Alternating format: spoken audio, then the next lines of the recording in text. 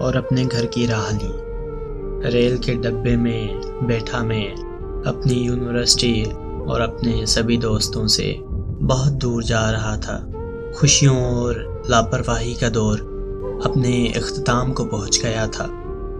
گھر آ کر اپنوں سے اتنے لمبے عرصے بعد مل کر بھی خوشی نہیں ہو رہی تھی، نہ جانے کیوں۔ کچھ عرصے بعد گھر والوں نے شادی کا کہا تو میں نے انکار کر دیا۔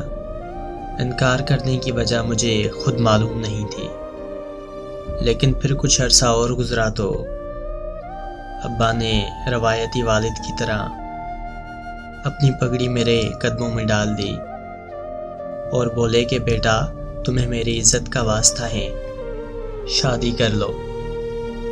بس پھر مجھ جیسے دیسی بندے کو اپنے باپ کی عزت کی لاج رکھنا پڑی، اور کچھ دنوں بعد میری شادی ہو گئی۔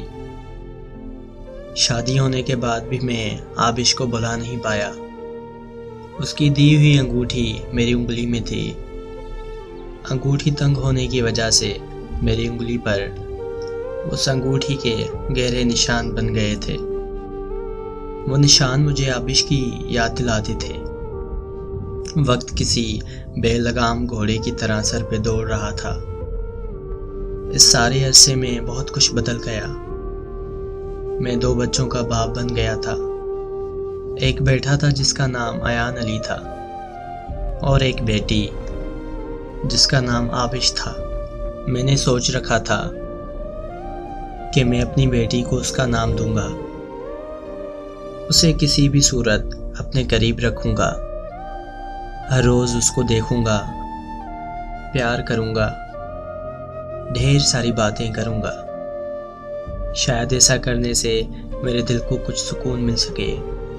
ایک سردیوں کی جاڑی والی شام میں لاہور کی مارکیٹ میں کسی کام سے گیا، جب مجھے اپنے سامنے ایک خاتون بہت دیر سے مجھے تکتی نظر آئی۔ اس کے چہرے پہ نقاب تھا، مگر اس کی آنکھیں جانی پہچانی سی تھی۔ ایک دم سے میرے ذہن میں دھماکہ سا ہوا۔ آبش، میں نے دل ہی دل میں کہا تھا۔ دفعاتوں ہی اس خاتون نے اپنے چہرے سے نقاب ہٹایا۔ اس کا ایسا کرنا تھا کہ میرا دل مٹھی میں آ گیا۔ وہ وہی تھی، آبش، میری سہیلی، میری بے چینی کی اکلوتی وجہ۔ میں حیرت سے اس کو دیکھے جا رہا تھا۔ وہ چلتی ہوئی میرے سامنے آ گئی۔ وہ بھی مجھے بڑی حسرت بھری نظروں سے دیکھ رہی تھی۔ اس کی آنکھیں وہی کچھ بیان کر رہی تھی جو وہ اس آخری دن کہہ نہیں پائی تھی۔ کیسے ہو الف؟ اس کی آواز ایک لمبے عرصے بعد سنتے ہی دل کو سکون مل گیا تھا۔ میں نے ایک پل کے لیے سکون سے آنکھیں بند کر لی اور اس کی کوئل جیسی آواز کو اپنے دل میں قید کرنے لگا۔ میں ٹھیک ہوں، تم سناؤ؟ میں بھی ٹھیک ہوں۔ یہاں کیسے آنا ہوا؟ بس ایک کام کے سلسلے میں اپنے مادر علمی شہر آنا پڑا۔ بس واپس جانے ہی والا تھا کہ تم نظر آ گئی۔ شادی کر لی؟ اس نے اچانک سے سوال کیا۔ میں نے دل پہ پتھر رکھتے ہوئے سر کو اس بات میں ہلا کر جواب دیا۔ ایک دم سے اس کے چہرے پر اسی جاڑے کی شام جیسا منظر بن گیا، جیسا منظر اس آخری ملاقات کے موقع پہ بنا تھا۔ کتنے بچے پیدا کر لیے؟ اس نے خود کو نارمل ظاہر کرنے کی ناکام کوشش کرتے ہوئے ہلکے سے مسکرا کر پوچھا۔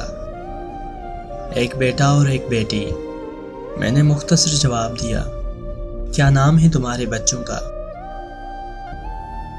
نہ جانے وہ کیا پوچھنے کی صحیح کر رہی تھی۔ بیٹے کا نام ایان علی ہے۔ بیٹی کا نام بتاتے ہوئے شرم آ رہی ہے، اس نے ہنستے ہوئے کہا تھا۔ آبش، ہاں بولو، سن رہی ہوں میں۔ اس نے سمجھا تھا کہ میں اس سے مخاطب ہوں۔ میری بیٹی کا نام آبش ہے۔ میں نے گہری نظروں سے آبش کو دیکھا، جس کی ہنسی ایک دم سے رک گئی تھی اور وہ بہت زیادہ حیرت اور سنجیدگی میں مبتلا ہو گئی تھی۔ وہ کچھ نہیں بولی، صرف مجھے پیار بھری نظروں سے دیکھتی رہی۔ چلو آؤ، میں تمہیں ایک جگہ پر لے کر چلتی ہوں۔ اس نے میرا ہاتھ تھامنا چاہا مگر پھر ایک پل میں رک گئی۔ میری طرف اپنے بڑھتے ہاتھوں کو اس نے پیچھے ہٹا لیا۔ وہ مجھے ٹانگے پر بٹھا کر ایک یادوں بھری جگہ پر لے آئی۔ میں سوچ رہا تھا کہ وہ کتنی بدل گئی تھی۔ کار میں بیٹھنے والی لڑکی ٹانگے پر کیسے سکون سے بیٹھی تھی۔ وہ مجھے چاچے گامے کی ٹھیڑی پر لے آئی۔ چاچا گاما بھی بوڑھا ہو چکا تھا۔ آبش کو دیکھ کر چاچے گامے نے اسے جلدی میں سوال کیا، تابش پتر، آج کھیڑتے سی دیر کیوں کر دیتی آمن وچ؟ چاچے گامے کے سوال سے مجھے اندازہ ہوا کہ آبش وہاں روز ہی آتی تھی۔ تبھی تو چاچا گاما اس سے اس بارے میں پوچھ رہا تھا۔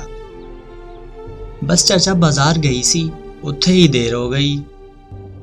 میں حیرت سے آنکھیں پھاڑ پھاڑ کر اس لڑکی کو دیکھ رہا تھا جس کو پنجابی کا ایک لفظ نہیں آتا تھا اور اسے پنجابی سے چڑ تھی،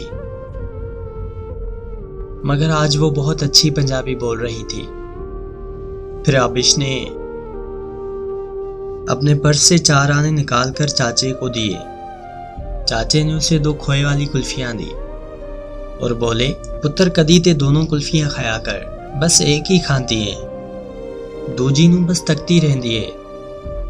چاچے کی بات نے میرے دل پہ ضرب سی لگائی تھی۔ وہ کیا تھی اور کیا بن گئی تھی؟ چاچے کو آبش بہت پسند تھی، اسی لیے وہ اس دور میں جب 10 روپے میں بھی ایک کلفی نہیں ملتی تھی، وہ 4 آنے میں 2 کلفیاں اسے دیتے تھے۔ جانے آبش نے چاچے سے اس 4 آنے کے بارے میں کیا بتا رکھا تھا۔ آبش نے ایک کلفی خود لی اور دوسری کلفی میری طرف بڑھا دی۔ میں نے آبش کو دیکھا جو بڑے چاہ سے کلفی کھاتے ہوئے مجھے دیکھ رہی تھی۔ اس دن اس نے ساری کلفی بغیر ناک اور منہ گندا کیے کھائی تھی، جبکہ اسے دیکھتے دیکھتے میرے ہاتھوں میں پکڑی کلفی پگھل کر میرے ہاتھوں کو گندا کر رہی تھی۔ میں نے دیکھا کہ اس کی کلائی میں میری دی ہوئی چین ویسی کی ویسی بندھی تھی۔ تمہارے بچوں کا کیا نام ہے؟ میں نے یوں ہی پوچھ لیا تھا۔ اس نے میری طرف ذرا ٹھہر کر دیکھا، پھر میرے چہرے پہ نظریں ٹکا کر بولی، بچوں کے نام تب رکھے جاتے ہیں جب بچے ہوں، اور بچے تب ہوتے ہیں جب شادی ہو۔ ہاں، اگر میں شادی کرتی اور میرے بچے ہوتے تو میں اپنے بیٹے کا نام عالف رکھتی۔ اس نے خود پہ نہ جانے کیسے ضبط کر رکھا تھا، جبکہ میرا ضبط جواب دیتا جا رہا تھا۔ پھر میں اس سے کوئی اور سوال نہ کر سکا، کیونکہ اس کا ہر جواب مجھے زندہ درگور کر دیتا۔ میں نے اپنی انگلی سے اس کی دی ہوئی انگوٹھی اتار کر اس کی انگلی میں پہنا دی اور بغیر کچھ کہے وہاں سے اپنے دیس لوٹ آیا۔ نہ ہی میں نے کچھ کہا تھا اور نہ ہی اس نے مجھے روکا تھا۔ ریل کے ڈبے میں بیٹھے ہوئے سارے راستے میری آنکھوں سے آنسو بہتے رہے۔ سالوں گزر گئے، میری انگلی پہ اس کی انگوٹھی سے بننے والے نشان آج بھی موجود ہیں۔ اس نشان والی جگہ کو دائرے کی شکل میں سوئی سے خرچتا رہتا ہوں، جس سے وہ زخم بن جاتے ہیں اور وہ زخم مجھے آبش کی یاد دلاتے ہیں۔ آج اس بات کو آدھی صدی گزر گئی ہے، میری انگلی پہ وہ نشان آج بھی باقی ہیں۔ اس دن کے بعد میں اسے کبھی نہیں ملا، نہ ہی اس شہر کبھی لوٹ کر گیا، مگر وہ کھوئے والی کلفی کا سواد آج بھی میری زبان پہ محسوس ہوتا ہے۔ اس کی ہنسی آج بھی اپنے قریب محسوس ہوتی ہے۔ میں رہوں یا نہ رہوں تو مجھ میں کہیں باقی رہنا، مجھے نیند آئے جو آخری تو خوابوں میں آتے رہنا، بس اتنا ہے تم سے کہنا، بس اتنا ہے تم سے کہنا۔